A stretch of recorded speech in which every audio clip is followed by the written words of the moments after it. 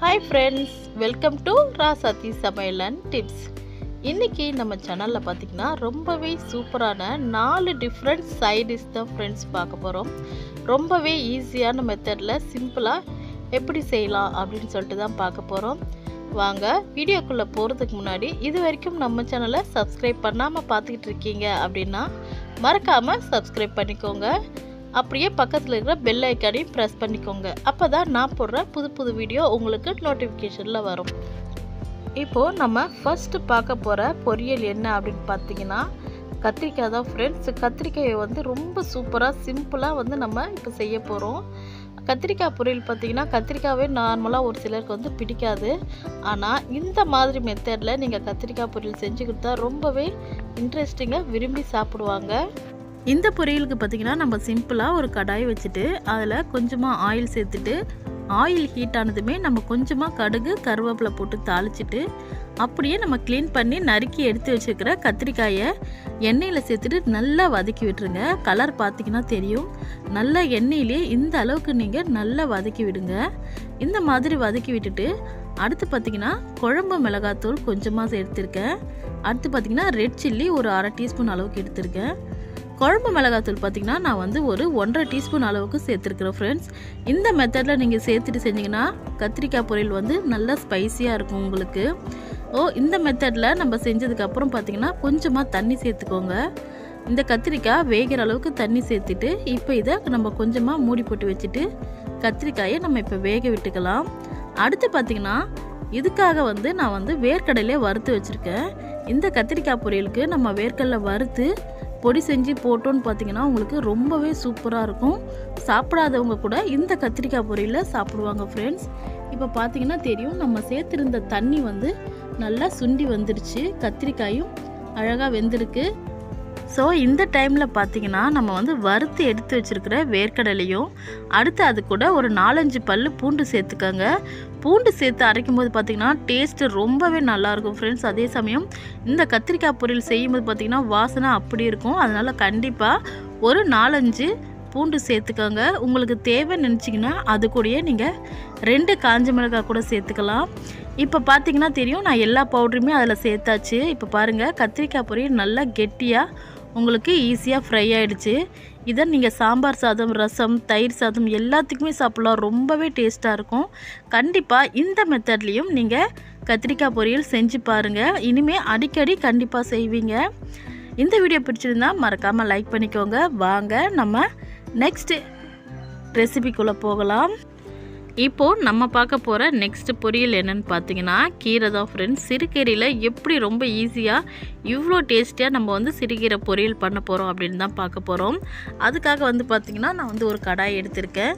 அதில் ஆயில் சேர்த்துட்டு ஆயில் நல்லா ஹீட் ஆனதுமே நான் கடுகுக்கு பதிலாக இன்றைக்கி வடகம் சேர்த்துருக்குறேன் ஃப்ரெண்ட்ஸ். இந்த மாதிரி வடகம் சேர்த்து செஞ்சு பாருங்கள். ரொம்பவே வாசனையாக ரொம்ப டிஃப்ரெண்ட்டான டேஸ்ட்டில் இருக்கும். வடகம் பொரியட்டும். வடகம் நல்லா எண்ணெயில் பொரிஞ்சதுக்கப்புறமா நம்ம நறுக்கி எடுத்து வச்சுருக்கிற கீரை பொரியலுக்கெல்லாம் பார்த்திங்கன்னா நீங்கள் நிறைய வெங்காயம் சேர்த்துக்கலாம் ஃப்ரெண்ட்ஸ். எவ்வளோ வெங்காயம் சேர்த்தாலுமே பார்த்திங்கன்னா உங்களுக்கு கீரை பொரியல் ரொம்பவே டேஸ்ட்டாக தான் இருக்கும். அதனால் வெங்காயம் முடிஞ்ச அளவுக்கு நீங்கள் அதிகமாகவே சேர்த்துக்கோங்க. நான் 2 வெங்காயம் எடுத்து சேர்த்துருக்கேன். அது கூடயே கொஞ்சமாக கருவேப்பிலையும் சேர்த்துருக்குறோம் ஃப்ரெண்ட்ஸ். அடுத்து பார்த்திங்கன்னா இந்த கீரை பொரியலுக்கு சிம்பிளாக நம்ம ஒரே ஒரு தக்காளி மட்டும் சேர்த்துக்கலாம். நான் பெரிய தக்காளி 1 மட்டும் நறுக்கி சேர்த்துருக்கேன். இது நல்லா வதங்கணும் அப்படின்றதுக்காக கொஞ்சமாக மஞ்சள் பொடி சேர்த்துருக்குறேன். இது நல்லா கொஞ்சம் எண்ணெயிலேயே வதங்கட்டும். இது கூடயே கொஞ்சமாக உப்பு சேர்த்துக்கலாம். உப்பு சேர்த்துட்டு வதக்கும் போது பார்த்திங்கன்னா நமக்கு சட்டுன்னு வதங்கி வந்துடும். அதனால் நான் இந்த ஸ்டேஜில் உப்பையும் சேர்த்துக்கிட்டேன். இப்போ இது நல்ல ஒரு 5 நிமிஷத்துக்கு இது சிம்மிலேயே வதங்கட்டும் ஃப்ரெண்ட்ஸ். இப்போ நம்ம இது கூடயே 4 பல் பூண்டை நசுக்கி சேர்த்துக்கலாம். பூண்டு சேர்க்கும் போது கீரை நல்ல வாசனையாக இருக்கும். இப்போ நம்ம நறுக்கி க்ளீன் பண்ணி எடுத்து வச்சுக்கிற சிறுகீரையும் இது கூடயே சேர்த்தாச்சு. சேர்த்துட்டு இது நல்லா கிளறி விட்டுக்கோங்க.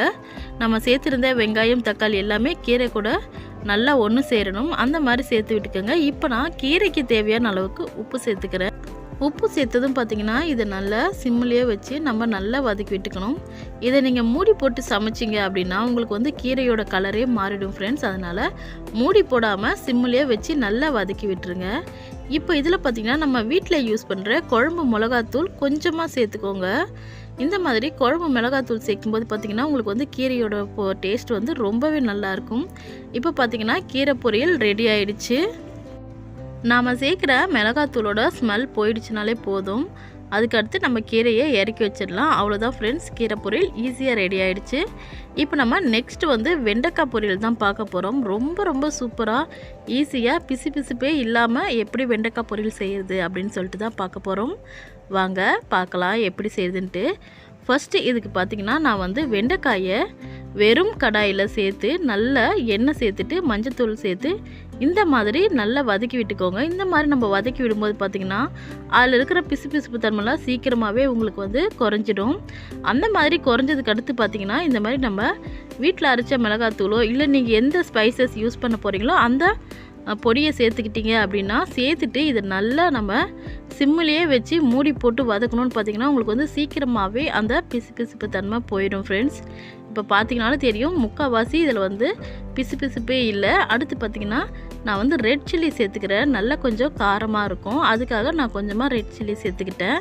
இந்த மாதிரி சேர்த்துட்டு சிம்மிலேயே வச்சு நம்ம வெண்டைக்காயை வதக்கும் போது பார்த்திங்கன்னா உங்களுக்கு வந்து சீக்கிரமாகவே வெண்டைக்காய் உதிரி உதிரியாக வந்துடும். வெண்டைக்காயை தாளித்ததுக்கப்புறம் பார்த்திங்கன்னா இந்த மாதிரி நம்ம இந்த ஓட்டை இருக்கிற மாதிரி தட்டை போட்டு மூடணும்னு பார்த்திங்கன்னா உங்களுக்கு வந்து கொஞ்சம் ஆவிரி வெளியும் போகும், உள்ளேயும் பார்த்திங்கன்னா வெண்டைக்காய் சூப்பராக ஈஸியாக உங்களுக்கு ஃப்ரை ஆகிடும். இப்போ பார்க்கும்போதே தெரியுதுங்களா, வெண்டைக்காய் பாருங்கள் நல்லா ஃப்ரை ஆகிடுச்சு.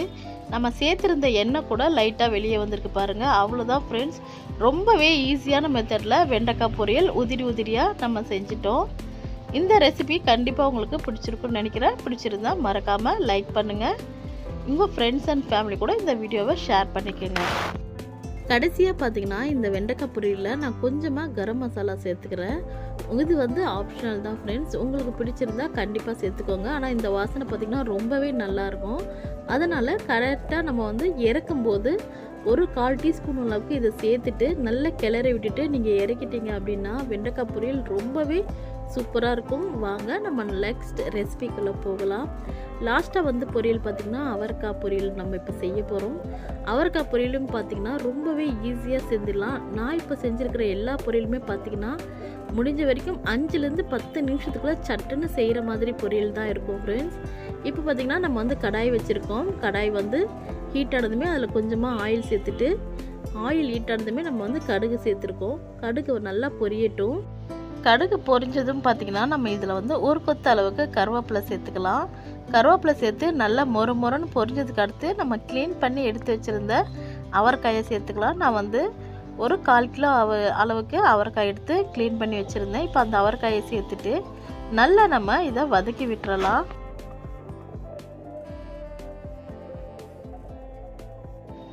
அவரைக்காயை சேர்த்துட்டு இது நல்லா நம்ம வதக்கி விட்டதுக்கு அடுத்து பார்த்திங்கன்னா ஒரு 3லேருந்து 4 பச்சை மிளகாயை கீரி இது கூடயே சேர்த்துக்கோங்க. நம்ம எண்ணெயில் சேர்க்கணுன்னு அவசியம் கிடையாது, நீங்கள் மேலேயே சேர்த்தா போதும்.